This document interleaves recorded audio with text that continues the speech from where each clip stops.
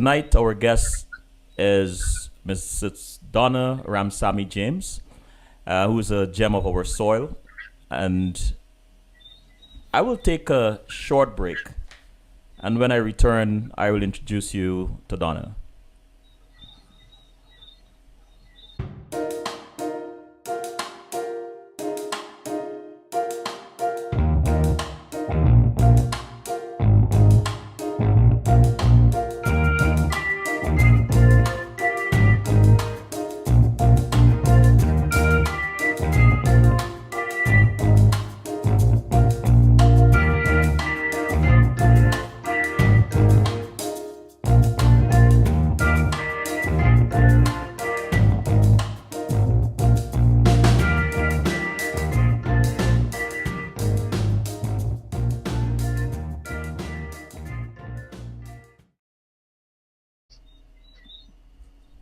We are back with the lovely Donna Ramsammy James. Donna, good evening and welcome to CWS. Hi, Selwyn. Great to be here. Wonderful. Donna Ramsammy James is Guyanese who celebrates and in many ways represents the rich diversity of the Caribbean. She's a product of a rich racial mix, predominantly East Indian with Chinese and African roots, and a staunch Anglican. Donna was raised in a milieu of arts and culture. I don't want to read more about your bio. I want to give the audience an opportunity to discover Donna. Donna, if you were not a designer, what would be your career? What would you be doing? Running a country somewhere in the world. Oh, I love that. This is going to be a great interview, I can see. So tell us, who is this Guyanese woman, this talented artist, dancer, and designer? Who is this woman, Selwyn? Humble, polite, poor, all the things, rich in spirit, rich in soul, rich in mind and body. Lots to share, loves young people, loves being part of a developmental process of minds, widening horizons, getting people out of being so myopic. The world these days have become so it's become very tunnel visioned, and everybody's interested in making a buck, making a quick buck, and not interested in the things that really make up life. Because as we get older, we know, did we just rush all of this and then we die? Have we enjoyed? Have we looked at the color, the beauty? Have we looked at the different cultures? Have we tried different foods? Have we tried different clothing? Or just have we just been set in doing what we always did? Tell us about growing up in Guyana as a child and as a teenager. What was that like? Wonderful. I went to St. Gabriel's School. My first memory was nuns being very strict, and I was always extremely talkative and extremely I think Carmen Jarvis summed it up recently to me when she said, Donna, I think you are a child before your time. And I think that continues. I've delved in and explored and spoken when I was 6 as and that continued with every year and with every decade. I've always had a very inquisitive mind. I've always been very interested in other things. I played lots of outdoor games. I was part of brownies. I was part of school fairs. I was part of a debating club and all of this at St. Gabriel's. Then I did common entrance and passed for bishops. And you know what bishops can breed in you. I mean, I fully exploded and imploded sometimes. And I'm sure my mom had a great time and a hard time as well keeping up with me. I sometimes wonder now in my quiet moment how hard it must have been for her to have a child who was so inquisitive about everything and always wanting to know why it had to be done that way. I remember at one point, and this is not something I say proudly, but something I'll say just to point out how embedded in me it was. Getting a detention in third form every day for refusing to wear my tie up to the neck because I said to my farm mistress and the head mistress and everybody, it's crazy. It's so hot. And you want me to be choking myself. And now, do you know what? Guess what? Bishops wears their ties down to the first button. I just did it 45 years ago. Would you consider that rebellion? I don't think it was rebellion. It was being as truthful to yourself and not following rules. And how do you see that trait plays out in the way you design today? I don't like to follow rules. I don't like anybody to tell me what I can do and what I can't do. Um, this costs a lot sometimes in your both time and money because you think you can do something and you don't listen to another more experienced voice saying, I don't think it can be done. But guess what? On many occasions, it can be done. And what you create are things of beauty because nobody's ever tried fusing certain colors or applying certain colors to certain fabric or dyeing certain colors or making something long, short, twisted that looks awesome. So You mentioned Carmen Jarvis, and we both had the privilege of her being our headmistress at Bishop's High School. How would you say your years at Bishop have, well, influenced the woman who you have become today? I think for all of us who went to Bishop's, a part of that school and that legacy lives in us. I think it's been a great influence and certainly a great developer of our minds in all the right things. And I put that in quotes because there were some things that I think were a little too dominating, but that was the time, and we were told to do as I say and not, not have too many questions to ask. I always ask questions. I think for all of us, particularly the girls and later the boys, I left the school before boys were included. But certainly for us girls, we learned how to sit properly, how to eat properly, how to walk properly. And these things serve us up to today. I mean, you can tell. You normally look at young ladies and they're slouched and stuff. And if you see a bishop's girl, usually it'll never happen. So many things stay with you, Selwyn.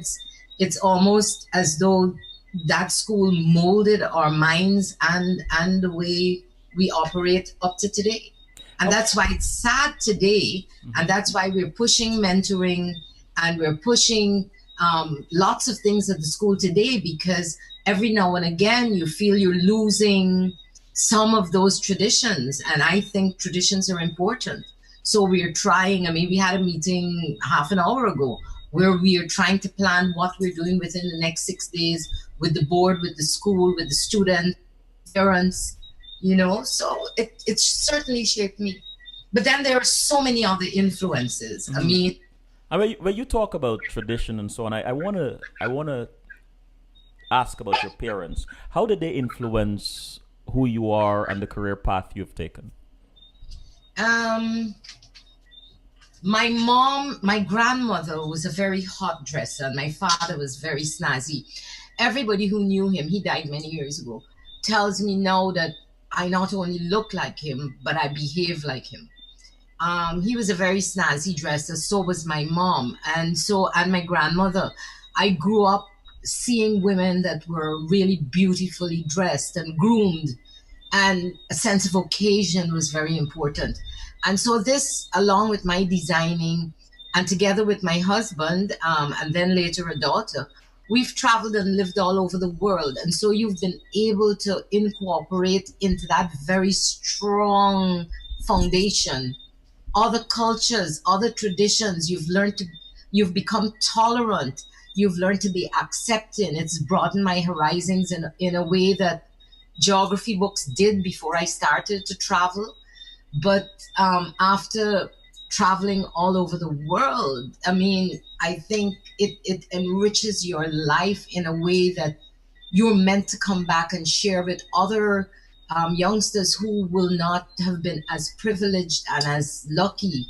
I wouldn't say blessed because I think it's such an overused word these days, but it really was a blessing. You talk about travel, and three places come to mind, but I focus with those on those in the Caribbean, Montserrat and Barbados. Co-founding the National Dance Theater Company in Montserrat. What was that like being able to do that? And then tell us. Well, you know what? Answer this, and then I'll go to the other one about Barbados. What was that Okay. like for you? It was great. It was exciting.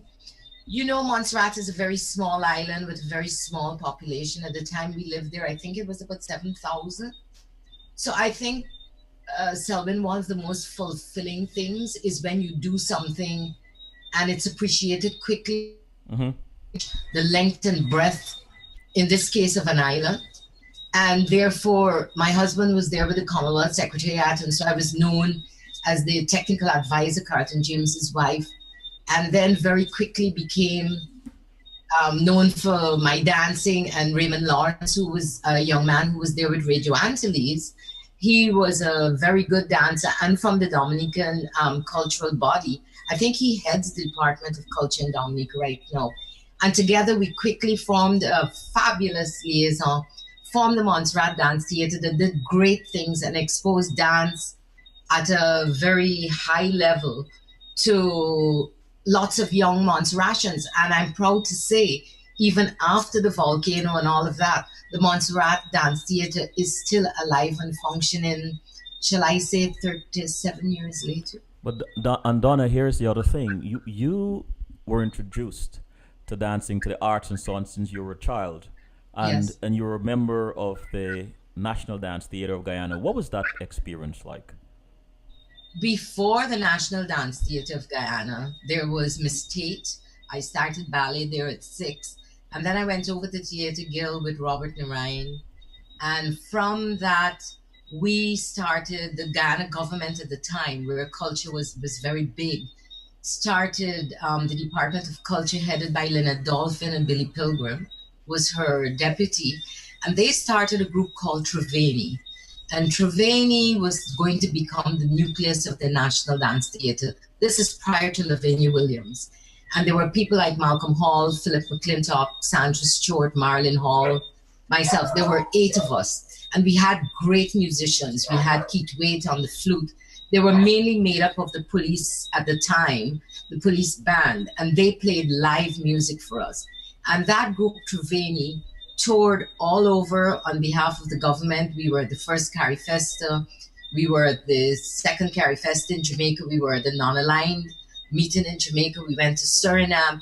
Because at that point in the history of dance in the Caribbean, with the dance geniuses at the time being Haiti, Cuba, and Jamaica, they had never seen what we did. And what did we do? We did an execution of African and Indian fusion, Katak and Afro. Lavinia Williams was then brought in, and of course she took it to another level. But it was absolutely incredible. I remember being in Jamaica at Carifesta, the opening, and Michael Manley said to Forbes Burnham, if it's one thing I want to see again, this was the opening night. And of course, there's the Jamaica National Dance Theatre with Rex Nettleford, and there's the Folklorico de Cuba. And he said, can I have the Guyana contingent back on stage? Because I have never seen this fusion of African drums. It was almost as though you closed your eyes and you couldn't believe what you saw. You see what I look like. In those days, I had long hair, looking very Indian. And I was dancing to African drums. And Philip McClintock, who was African, was dancing to the beautiful song of the tabla, the sitar, and the tassel. What an amazing vision. I imagine it would have been. We were all 16. It was an exciting time with Malcolm and Marlon and Sandra Stewart. I mean, just amazing. It was exciting. We were creating a new path. The dance give you a sense of freedom. It gave me a sense of freedom, of self-expression, of movement, of beauty, of grace. Everything I do in my life since then has got a little bit of dance in it. If you were to advise some young dancers today about dance, what would you say to them? Read, look at as many, and they're lucky, they have the internet. Look at as many dance shows from Swan Lake to the boys break dancing. Look at anything that is strange to you or is new to you. Look at Try and look at dance from China, from India, from Africa, from the Caribbean, from in Thailand, where there's dance at many levels. Each section of society has its own very intricate dance forms. Look at everything, absorb it, and try to get some of that in your head when you do your dancing that is particularly pertaining to the dance form in which you've been taught. It makes you a better dancer. What is your most memorable dance recital? I would probably say the opening of the cultural center in Guyana. Wow. Or I came down from the roof on a string. The cultural center was without a roof. That was Carrie Festa 72. Or I think dancing, no, I take that back. That was exciting and adrenaline pumping. But the most memorable would be dancing on stage at the Non-Aligned conference with a toe that was busted the minute seconds before I went on stage. I hit it into the wings and my foot was swollen. And I remember saying to Billy Pilgrim, I can't dance. And he said, there's no understudy dance. And I did. Wow. What did that tell you about yourself? Strong, Mm-hmm. loved what I did, listened to elders when they said something. There was no, I can't do it. I mean, I was in so much pain after, but I felt no pain when I was on stage. Take us to Barbados, Donna, and your experience with um, Barbados was a wonderful awakening for me in terms of the big tourism mhm, thing. Um, in Montserrat, there was tourism, but very affluent tourism. Montserrat had more millionaires on a couple acres than most of the other Caribbean ever had. In Barbados, I was exposed to the kind of package bulk tourism. I was exposed to a very correct people. I don't want any Barbadian who's listening to be offended because I love Barbados and I love Barbadians. But it was from living in Barbados and traveling throughout the other islands as I did. I think I've gone to all save a few. We've had shows in Anguilla, all over. It is in Barbados that I understood that every island has its own essence. And this is something people wouldn't understand. I remember friends of ours were coming into land. I think it might have been in Montserrat, and we were in Barbados, and they had never been to the Caribbean, and they knew we were islands, and they said, "Can you pick us up?" They didn't realize that even though we are one small island chain on the map, we're there's so much divide. There's no bridge. You can't drive from one to the other. They assumed that all the islands are the same and island people are the same. No, it's not. And I learned this from living in Barbados. But it also, in me, the color blue became an amazing, I mean, up to today, there's some amount of turquoise blue or aqua blue in all my work because the island was surrounded by the most beautiful blue sea all the time. And in those days, there was not an internal road. There was only a coast road. So to mhm. get from point A to B, you went around the coast. So you had the beautiful sea on some side of you. In Montserrat, even though we had the sea, it wasn't as blue because Montserrat was a volcanic island. So you had to go a little way off to get the blue. But in Barbados, it literally, the white sand, in Montserrat, the sand was black, it's volcanic and hot. It's the first time I was surrounded by beautiful white sand and blue water and beaches and people lying in the sun. I mean, it was like, wow, and then I understood so much more about life. Blue influenced you, the color blue. I Um, remember having a conversation many years ago with the late Donald Luck, and he looked at some of my work. I used to do a lot of web designs and graphics, and he said, your colors, the colors you choose, is because of where you were born, where you were brought up, and the colors you saw every day. I never looked at it that way.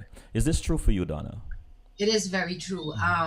A lot of my recent work, when I lived in Kenya, a lot of my work were in earth tones because somehow in Africa, in East Africa, and I can talk about Kenya, um, you tend to want the browns and the maroons and the reds and the blacks and the creams and the broad spectrum of that.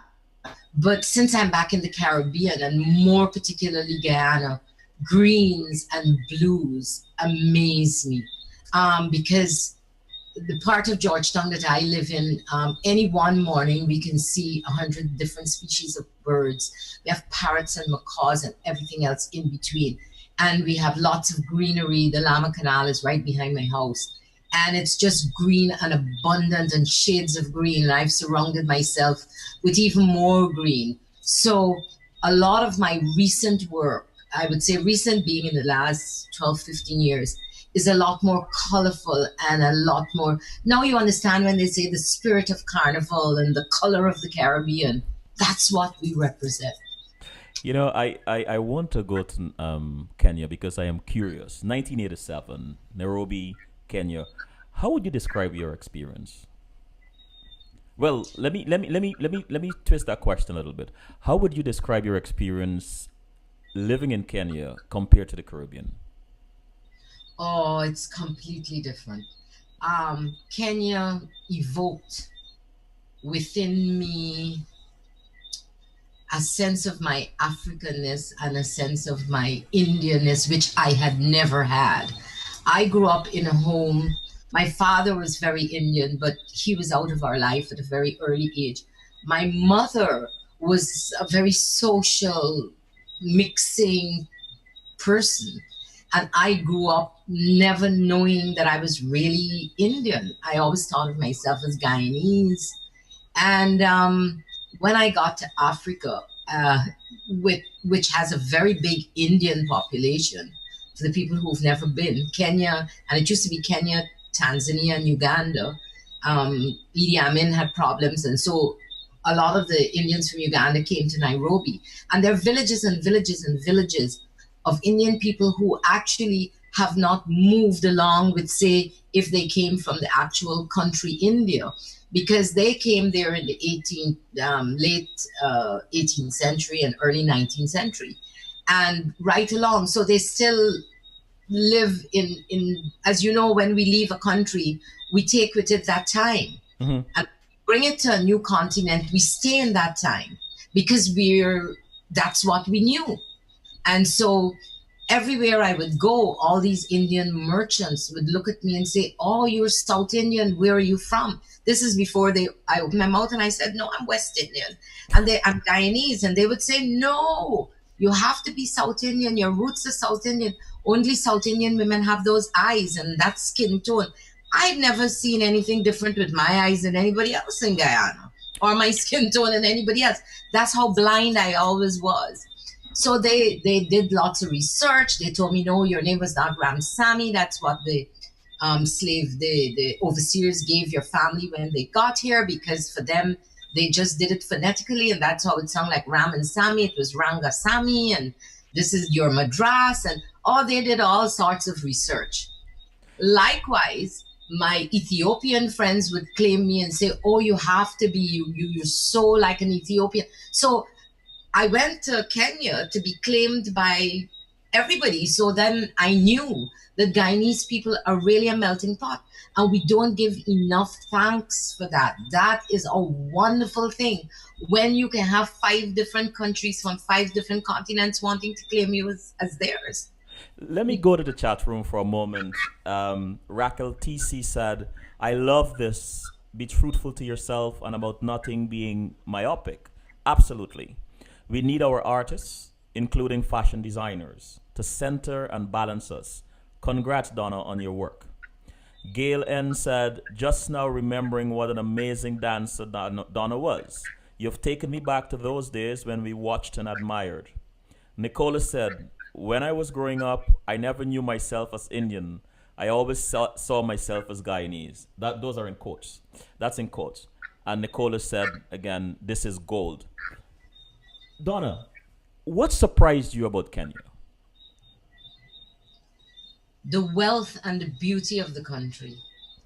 I, Um, I as would. I okay, sorry. Sorry, no, no, go ahead. As I said, my mom was a very social being. She traveled all over the world, but never to Africa. And I remember telling her, Mom, we're being posted to Kenya. And she said, Oh my God. For her and for loads of people, they know what the world tells them about Africa. And at that time, it was the time of the famine in Ethiopia, and Kenya is right next door. And so loads of my friends and relatives said, Oh God, you're going to Kenya. Oh my God. And when I got to Kenya, it's so beautiful. It's absolutely amazing. It's mind blowing to live among nature, to live among the way it was meant to be. I cannot describe what it is driving around Nairobi and there are guys at the corner selling you all sorts of flowers, the most beautiful buildings, the most exotic homes, the most fabulous restaurants, the best service in the world I've ever had has all been in Nairobi. But who ever told those stories? Now they're being told. Now they're coming out in the travel books. The most exotic lodges. I mean, you'll go on safari, which is driving over rough roads in the bush for 3 hours, and at the end of it, you will have somebody turn your bed down and light a fire. I mean, amazing. What what did you learn about yourself while you were in Nairobi? That I was, that I didn't know it all. And how has Kenya changed you? It made me aware of how lucky I was and how fortunate I was my foreparents were to have made that passage Hmm. across where only the strongest survived.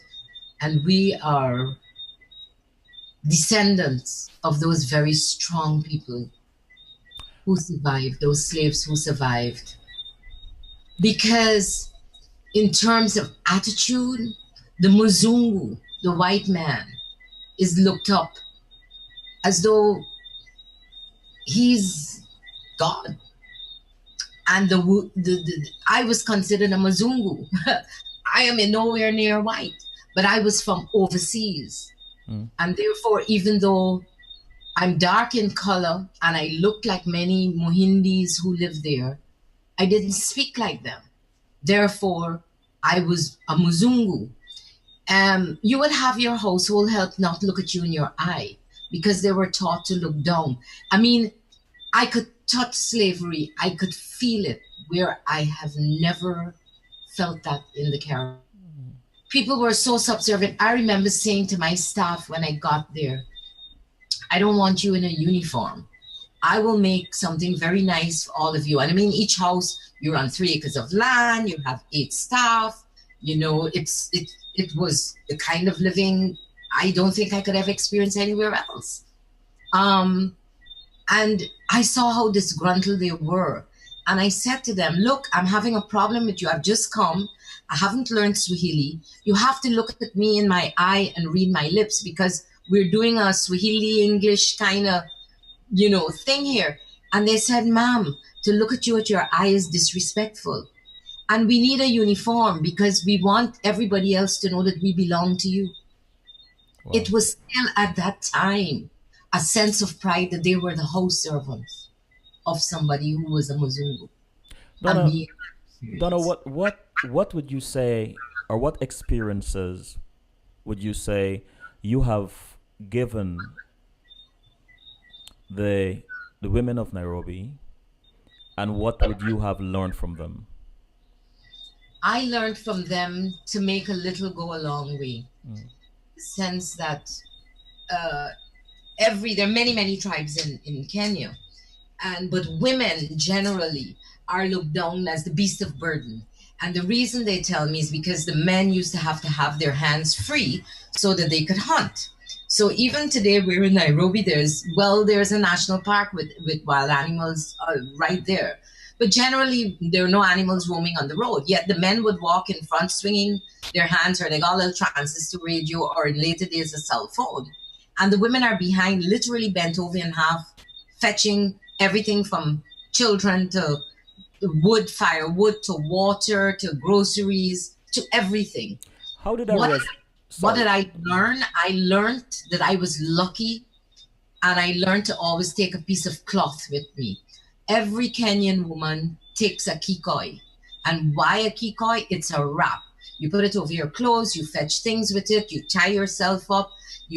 It's a miraculous thing in that that piece of cloth can do anything. Whatever that might come your way, you can deal with it with a piece of cloth.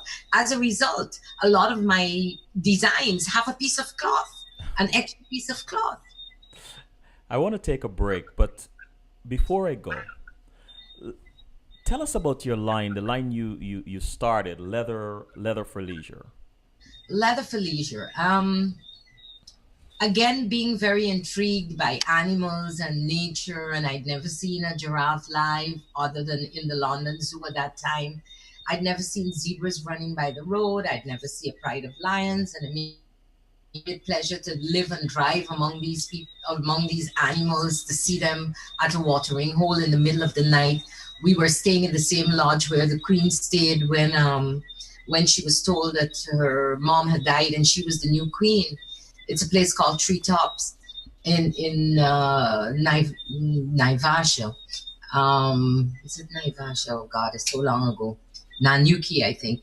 And you sleep. It's in a place called the Ark. You're asleep, and they ring a bell when the animals are at the watering hole, and it could be 3 o'clock in the morning. And we saw elephants making love, and saw lions uh, going after prey. I mean, amazing experiences.